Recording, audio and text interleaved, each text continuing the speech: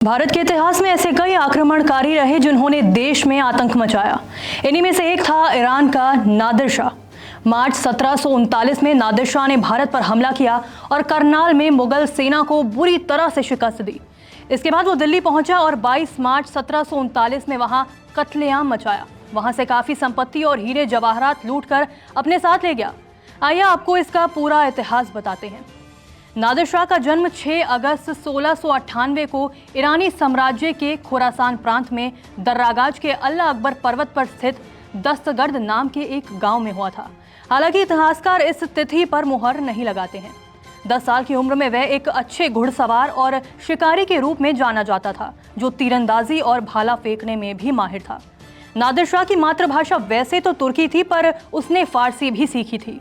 उसके बचपन में ही उसके पिता की मृत्यु हो गई और परिवार गरीबी में डूब गया। 15 साल की उम्र में वो एक स्थानीय सरदार और एबियाड शहर के गवर्नर बाबा अली बेग की सेवा में शामिल हुआ और वहां एक तमंची के रूप में काम करना शुरू कर दिया। नादिर ने निश्चित तौर पर अहम भूमिका निभाई, इसलिए बाबा अली ने इस कामयाबी की सूचना साम्राज्य की राजधानी इस्फहान जाकर ईरान के बादशाह सुल्तान हुसैन तक पहुंचाने के लिए नादिर शाह को चुना। साल 1735 तक आते आते नादिर शाह ने ईरान के तत्कालीन सफविद साम्राज्य को उसके सभी पुराने क्षेत्रों तक एक बार फिर से फैला दिया और कबायली सरदारों, दरबारियों और ईरानी उच्च अधिकारियों की सहमति से एक सभा में अपने आप को नया बादशाह घोषित कर दिया। नादिर शाह का ईरान पर पूरा नियंत्रण था, पर कांधार अब तक कब्जे में नहीं आया था। इसलिए वो सेना लेकर कांधार की ओर बढ़ गया और जीत हासिल की। हालांकि इसके कारण नादिर शाह के साम्राज्य का खजाना खाली हो गया और कई क्षेत्रों में अर्थव्यवस्था चरमरा गई। कांधार में सफलता के बाद उसने इस बहाने दिल्ली की ओर रुख किया। नादिर शाह ने ईरानी और मुगल साम्राज्यों के बीच पुरानी सीमा को पार किया, काबुल पर विजय प्राप्त की और उसकी अगली मंजिल दिल्ली थी। दिल्ली के उत्तर में करनाल में मुगल बादशाह मोहम्मद शाह की सेना को हराकर मार्च 1739 में दिल्ली पहुंचा। इस दौरान कुछ दंगे हुए जिनमें कुछ ईरानी सैनिक मारे गए। इतिहासकार लिखते हैं कि अपने घर से दूर मुगल साम्राज्य की संपत्ति के इतने करीब वो स्थिति पर नियंत्रण नहीं खो सकता था।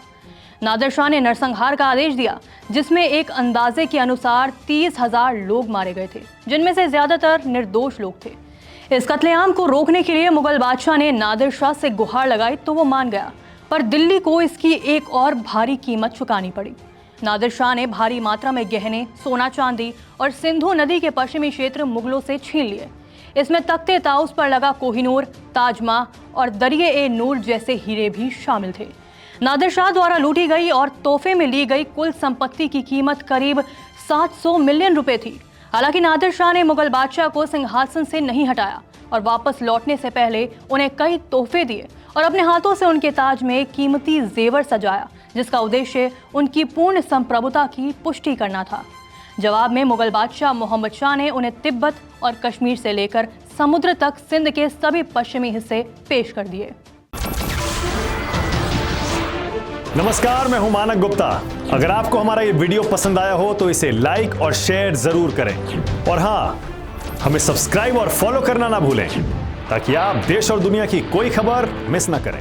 तो जुड़े रहिए हमारे साथ और देखते रहिए न्यूज़ 24।